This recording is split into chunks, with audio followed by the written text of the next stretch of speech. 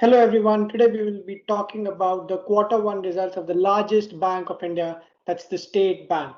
So SBI has declared the quarter one results of the current financial year, which is from April to June 2021-2022. So let's take a look at how the results have been for the bank. And at the end, we will also take a look at the stock price recommendation for SBI. So let's start. If you look at the net interest income for this particular quarter was 27,638 crores. This is 4% higher than the net interest income for quarter one of last year, which was at 26,642 crores. The operating profit has gone up by 5% from 18,000 crores last year to close to 19,000 crores this year.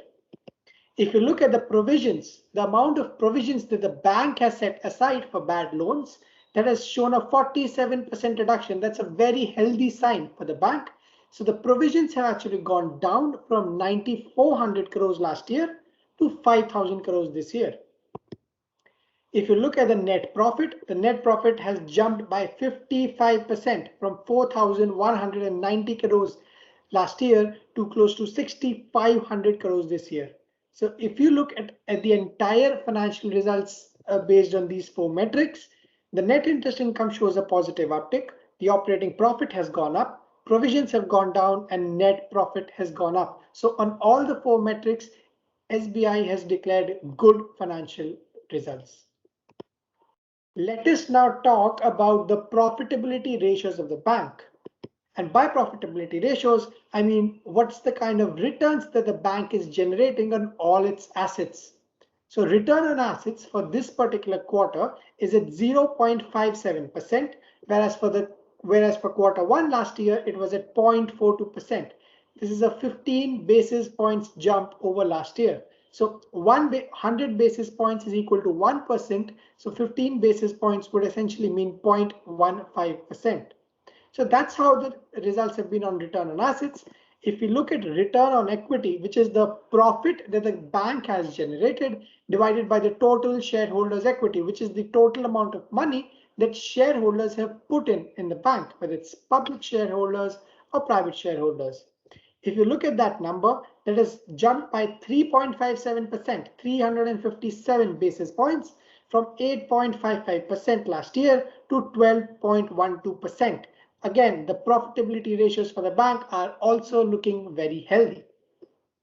Let us now take a look at the asset quality of the bank, and that is something that's judged by a metric that's called net NPAs. What are the non-performing assets for SBI?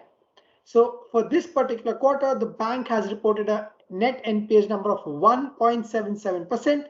That's down by 0.09% from the figure last year, which was at 1.86%.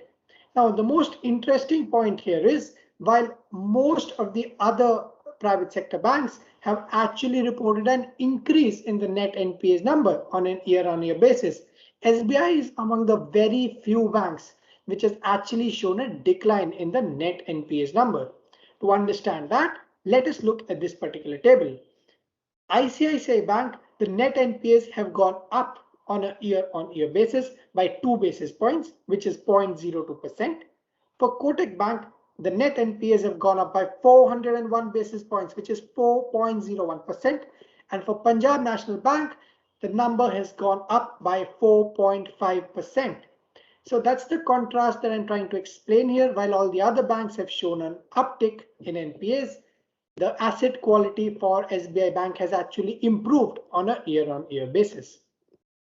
So overall, all the metrics which we have covered in this particular lecture, SBI has declared good financial results on all these metrics. So let us now take a look at the stock price recommendation. So the current market price for SBI stands at 441. The target price that I am giving here based on the results is 490, and the time is 12 to 14 months. The upside that I'm suggesting here is close to 11%.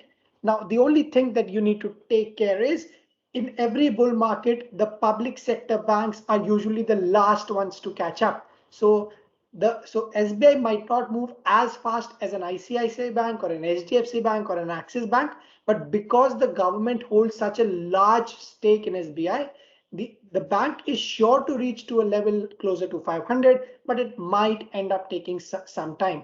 So that's my recommendation for the SBI stock.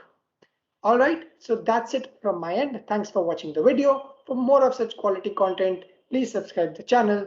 Thank you.